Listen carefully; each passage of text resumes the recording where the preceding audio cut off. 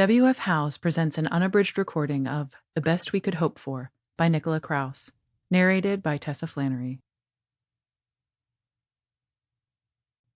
Vivid memories produce widespread activation in the brain, a pattern that is virtually identical whether the memory is based on experience or not. There is, it seems, no mechanism in the mind or the brain for ensuring the truth of our recollections. Oliver Sacks. The Celtic Christians believed that there were mystical spaces called thin places, where the veil between the holy and the human is traversed. A place in which the physical and spiritual worlds are knit together, and if we are so attuned, we can transcend the ordinary for a glimpse of the infinite. Jean-Paul Bedard. Prologue.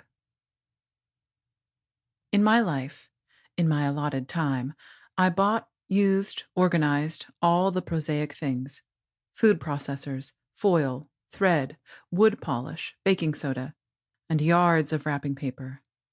I was also lucky enough to engage with the extraordinary, saw Tuscan sunsets and the Mona Lisa, and frankly, yes, it was a bit small.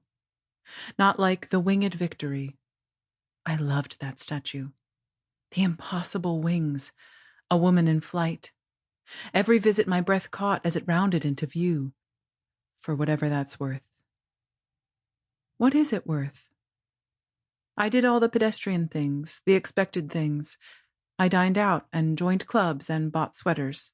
Bought one, in fact, the day before. I participated. I voted and gardened and tried to stay abreast. I raised people. I tipped people. I loved people. And yet, none of it staved it off. It's just so circumscribed. We pick things, and they become the things we picked. A moment's impulse, or a decision that must be made. A group of men, always men, standing around, waiting, with barely concealed impatience, for you to select a grout color, or sign a name to the birth certificate. To point at one thing or another, and then one day you discover you had a vegetable-tiled kitchen for over 20 years. You were that person. And you'll never know what any other option might have felt like, who you might have been.